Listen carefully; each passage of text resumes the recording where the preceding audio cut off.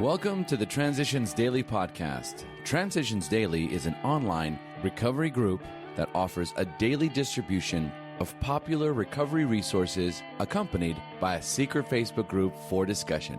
We hope you enjoy today's readings. This is Transitions Daily for January 24, read by Craig M. from Denny, Scotland. On this date in 1971, the 53rd anniversary of his marriage to Lois, Bill W. died. What can we say except, thanks Bill. AA thoughts for the day. Belief.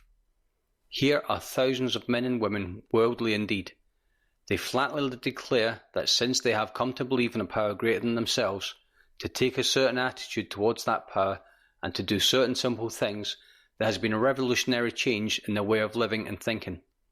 In the face of collapse and despair, in the face of total failure of their human resources, they found a new power, peace, happiness, and sense of direction flowed into them.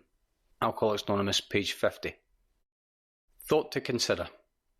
Newcomers are the lifeblood of the program, but our old-timers are the arteries. Acronyms. Program. People relying on God relay a message. Just for today. Visibility. From the three legacies of Alcoholics Anonymous. The 1941 to 1945 period brought still other developments. Our downtown Vesey Street office was moved to 415 Lexington Avenue, just opposite Grand Central train station. We made this move because the need for serving the many AA travellers through New York had become urgent. A new location near Grand Central brought us into contact with visitors who for the first time began to see Alcoholics Anonymous as a vision for the whole world. Alcoholics Anonymous Comes of Age, pages 198 to 199. Daily Reflections. Getting involved. There is action and more action. Faith without works is dead. To be helpful is our only aim. Alcoholics Anonymous, pages 88 to 89. I understand that service is a vital part of recovery, but I often wonder, what can I do? Simply start with what I have today. I look around to see where there is a need. Are the ashtrays full? Do I have hands and feet to empty them? Suddenly I'm involved. The best speaker may make the worst coffee. The members who's best with newcomers may be unable to read. The one willing to clean up may make a mess of the bank account. Yet every one of these people and jobs is essential to an active group. The miracle of service is this. When I use what I have, I find there is more available to me than I realized before. As Bill sees it. I like when the chips are down. In the beginning, it was 4 whole years before AA brought permanent sobriety to even one alcoholic woman. Like the high bottoms, the woman says they were different.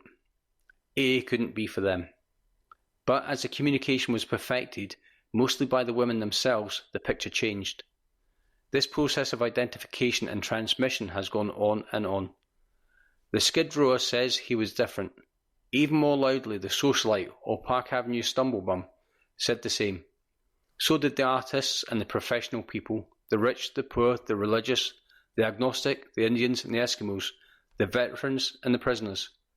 But nowadays, all these and legions more soberly talk about how very much alike all of us alcoholics are when we admit the chips are finally down. It's from Grapevine, October 1959. The Big Book quote. Yes, there is a substitute, and it is vastly more than that. It's a fellowship in Alcoholics Anonymous.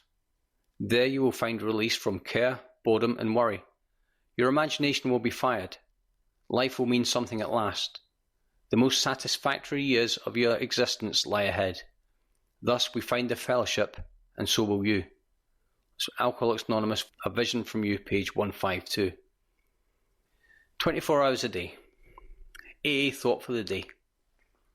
Alcoholics who are living in a blind alley refuse to be really honest with themselves or with other people. They're running away from life and won't face things as they are. They won't give up their resentments. They're too sensitive and too easily hurt. They refuse to try to be unselfish. They still want everything from themselves. And no matter how many disastrous experiences I've had with drinking, they still do it over and over again. There's only one way to get out of that blind alley way of living, and that's to change your thinking. Have I changed my thinking? Meditation for the day.